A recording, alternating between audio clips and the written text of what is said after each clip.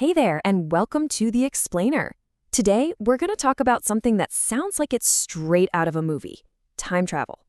But we're not going to need a fancy machine. Nope. We're going to do it with words. Let's get into it. So what if I told you that you use a time machine every single day, probably without even realizing it? That you can take a whole idea and send it to yesterday, or keep it right here in the present, or even launch it into tomorrow, just by changing one little word. Well, it's true.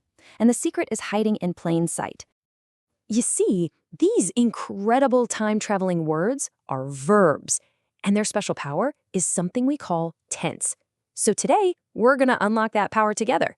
Think of this as the start of your adventure into verb tenses. So what is tense, really? It sounds complicated, but it's super simple. Tense just tells you the time of the action. It's like setting the controls on your time machine.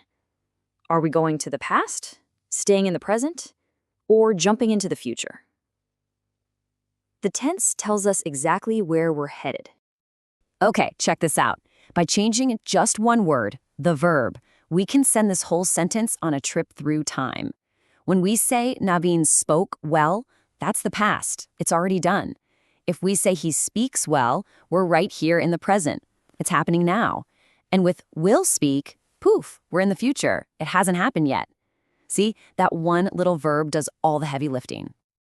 All right, let's meet our first crew of time travelers, the amazing be verbs. Now, I like to call these the chameleons of the verb world because they're masters of disguise, changing their form to perfectly match the time they're in. And here is the be verb family: am, is, are, was, and were. They might look small, but trust me, they are so powerful. They usually don't show in action, like running or jumping. Instead, they tell us about a state of being. You know, what something is or what it was. For example, if I say I am fond of writing poems, that little word am locks the sentence right here in the present. You know that's how I feel right now, today. But now, let's hop in the time machine. See this? Ashoka was a great emperor.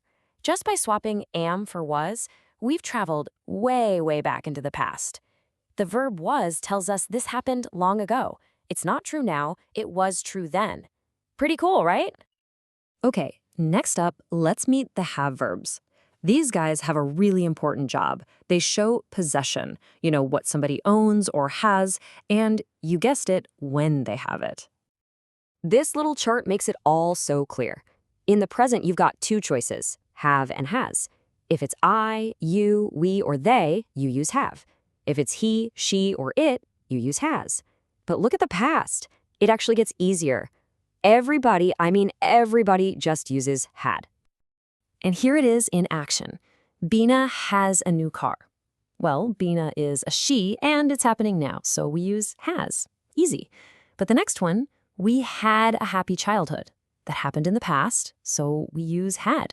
The verb tells you the entire story of when it all went down. All right, buckle up. We've done the past, we've hung out in the present. Now it's time to get our express ticket to the future. And for that job, we have two very special guides, will and shall. These words are basically giant, glowing signs that point to the future. I shall help you. The dog will guard the house. Neha will accompany you. Anytime you spot will or shall, you know for a fact you're talking about something that hasn't happened yet. It's that simple. So how do you make sure you pick the right verb every single time? It's as easy as 1, 2, 3. First, you ask yourself, when is this happening? Past, present, or future? Then you ask, who is doing it? I, you, she, they? Once you have those two answers, you can pick the perfect verb. Okay, you are ready to test out your new pilot skills? Let's do a quick challenge. The sentence is, Linda blank, cheerful by nature. Which of our be verbs do you think fits in there? Think about those steps. And the answer is. Of course it is. Let's use our checklist. Step 1, when? Well, by nature tells us this is something that's true about her right now, in the present. Step 2, who? We're talking about Linda, which is a she. And for a she in the present, we pick is. See? You've totally got this. Wow, you've done an amazing job. Seriously, you've learned the secret code of verbs and how they literally control time in our sentences. So let's do a super quick summary of all the new powers you have in your verb toolkit. Think of this as your official time traveler's license. Just remember these key things. Tense tells you the time. The be verbs describe a state of being. The have verbs show who owns something. Will and shall are your go-to guides for the future. And the golden rule? Always, always ask when and who. So there you have it. The keys to the time machine are officially yours.